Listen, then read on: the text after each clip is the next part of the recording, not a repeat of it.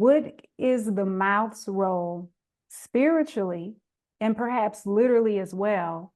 What is its role in keeping us well when we think of Right. that message that came from those Awos in Yoruba land?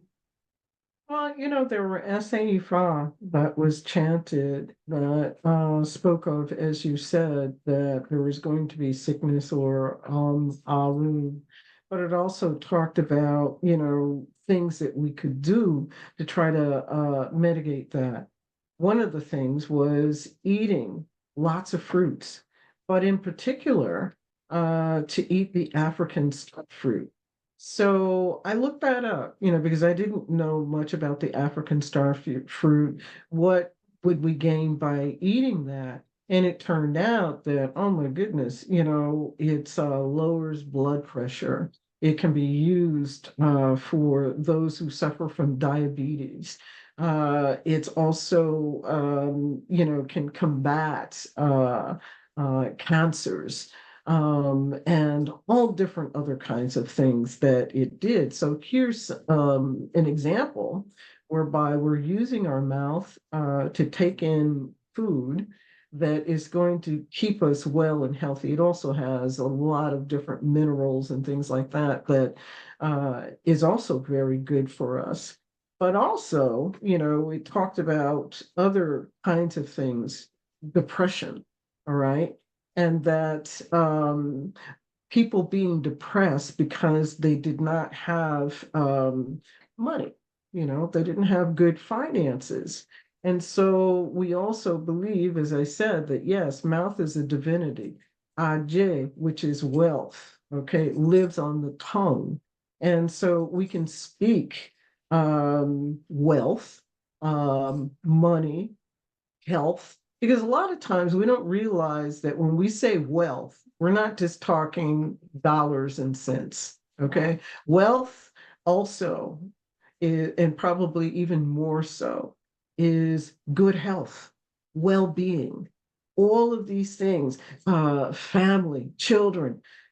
That is all things that is encompassed in the Yoruba idea of wealth. Ire wo, ire mo, Ire Kualafia, the array of money, the array of children, the array of a long life is one of the standardized prayers that is said by the Yoruba people, not only in the Orisha traditions, but, it's part of their culture.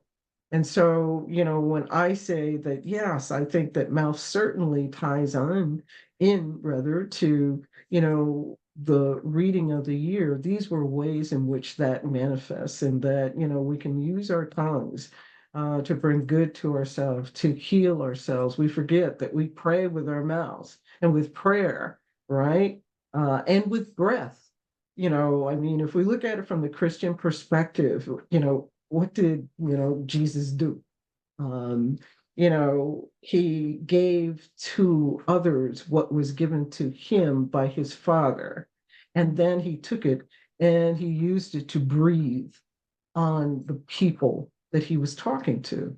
So again, we have, the significance of breath. And when we're doing ebos in these Orisha traditions, what do?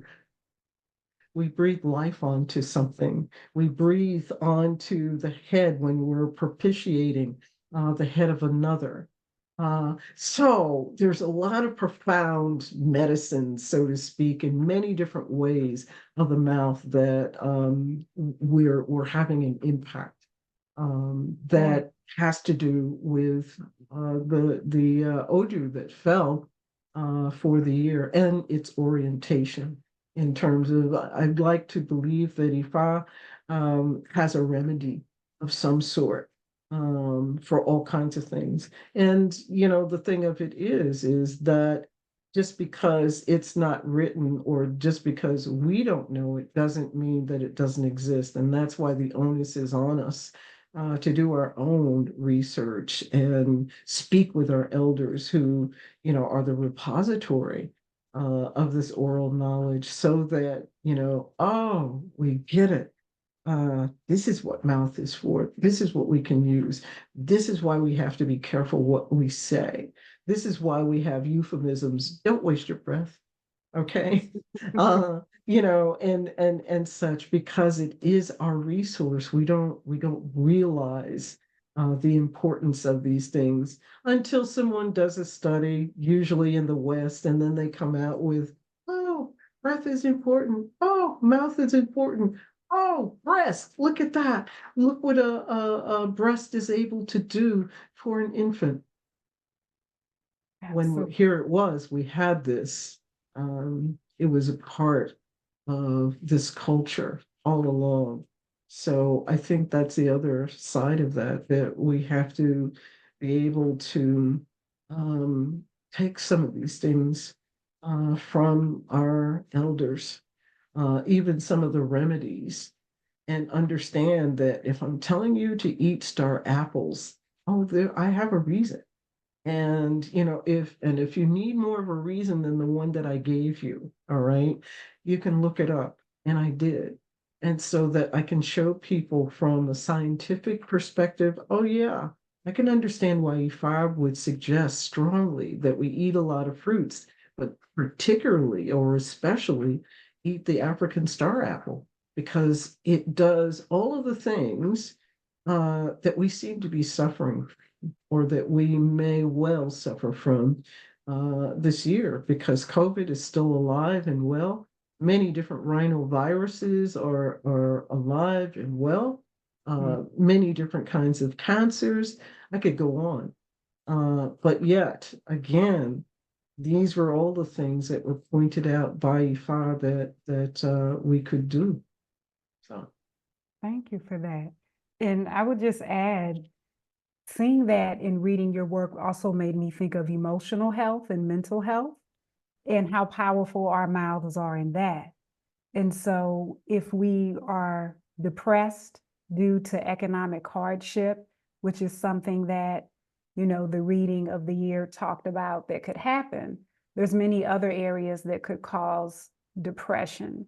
And so the thoughts, even the words that aren't spoken out loud, who we surround ourselves by when we're picking up speech, words, songs, sound vibration, all of those things are interacting with us.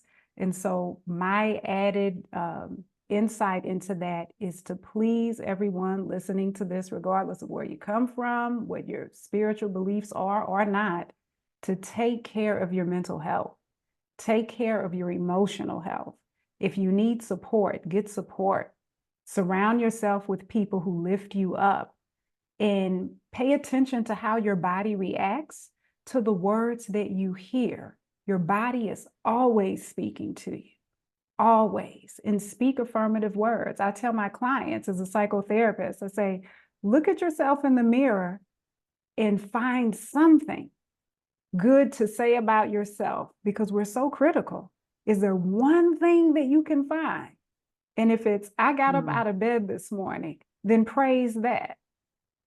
If you're having a bad day and was like, hey, today I brushed my teeth, then affirm that at least I had the willpower to do something to take care of myself. So just expanding that health on every level. And the mouth just reminded me of that. So thank you for that. no, that's so important. I think we forget that from a physical perspective, we live on a continuum of, today, I don't feel as well as, I did yesterday. And, this may be a cold today and could be pneumonia tomorrow. And we're quick to do something about it, if we feel that the cough isn't getting better, and we go on to a Western physician to get something for antibiotics or what have you. And I think a lot of people who are in the Orisha traditions understand this. I mean, at least for my own practice, I work with Western medicine. I believe in doing Ebo, some sort of sacrifice, to have an impact on a lot of things. And especially if it's a health issue, I'll do that, but I also have the person go to their physician, whatever, to um, work on that and see, okay, how are you doing? Are things getting better? But I think with mental health, all right, we tend not to do that. Some of us, especially I think those that come from my age, seem to have a stigma about that, and we're less likely to look at our mental health as from the perspective that you're talking about, and that check in with yourself. How do I feel today? And we forget that there's all these tools that we have that we've been taught, particularly in the research traditions, that we can do for it. And that's Otura Ogbe or Otura Oriko. Otura says no, has a lot to do with our head, Ori. Um, um, and Ori takes on a lot of different things, in terms of Ori Inu, the internal aspect of our head, or Ori, uh, that's the higher aspect of ourself, Iponri, and such. But starting our day, all right, with getting our head, so to speak, into the game and praying to head or talking to head in terms of, okay, this is what we need to do today, and making that a part of our routines. And so that does a lot, I think, to have an effect on our mental health. And I think we have to get better at that. I agree, Lewa, that yeah, we think about our physical health and all the things that we do for that, but we forget that mentally, uh, also, we have to watch what we eat. We have to watch what we take in, especially during this time with the news and social media, with everybody. Uh, Speaking such hateful words. And I go back to different studies that was done about water. And our bodies are primarily comprised of water. And so if we know from science that our words can affect a body of water or a glass of water, and we can make wonderful, beautiful designs in it when we speak wonderful, beautiful things, and we make these terrible things, all right, when we speak words that are harsh, words that are hateful. But what do we think is happening to our body? What do we think is happening to our mind? And so, Ifa teaches us that we have to be mindful of these things. And now that you know, all right, and you don't do those kinds of things. Like, okay, let me shut off the TV, let me turn on some music, let me hum to myself. Again, this is something I think that's used in Chinese medicine, or people associate with Chinese medicine. But when we chant, what do we think that we're doing? And there's different hums, okay, and Oreen songs that we sing that are having this effect on our breaths, on our body, in singing songs. There are songs that the Yoruba sing that do have an effect on water. If water is coming like a flood, they'll sing to Yemunja, okay? And with those songs, they plead, Yemunja, please, okay? Just built this house. Okay, if you can just kind of, I know that water has to come, so on and so forth, but if we can just make it come this way so that it's not going to knock over my home, so that I am not going to drown in this water, all right, then all right, this will be good. And so I'm a firm believer in doing all of that, and if we do all of these things, these are things that can make a difference in our world, you know. Absolutely. I have one more question for you. But I do want to share one story that you just had to come to mind, and this is honoring an ancestor of mine. good old Reverend Frederick Denard Ibae. He owned the first interfaith counseling center in Harlem. He was a graduate of Union Theological Seminary in New York City. When he transitioned, I believe he was 92. And wow, he was what a my blessing. personal, pastoral counselor. He co-officiated my wedding. And I just love me some Reverend Fred. And as you were talking and telling the story, just to give an example of the impact of words and chant, not in Yoruba or Isheshe, but he had a condition where some cancer showed up, prostate cancer. And he said he had to get his PSA countdown. So what did he do? He decided to come up with a little song, and he could sing. He had a powerful, booming voice. Toured the country in his younger days, and so his chant would go like, "PSA countdown, down to zero, till I laid my burdens down. PSA countdown, down to zero, till I laid my burdens down." He got Wow. his PSA countdown for many, many years. And when he would demonstrate, he wasn't a tall man. He was a mighty man. He was like 5'2". I'm 5'4".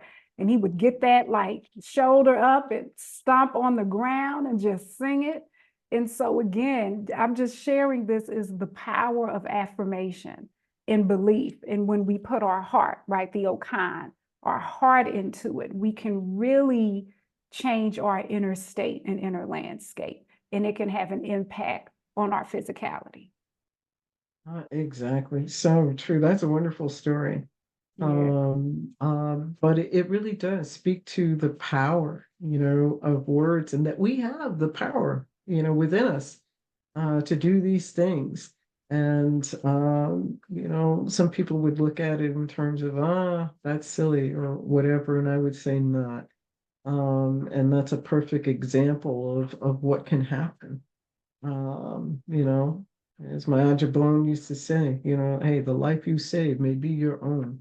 And it's important. And we can, and we should, you know. So Ashe.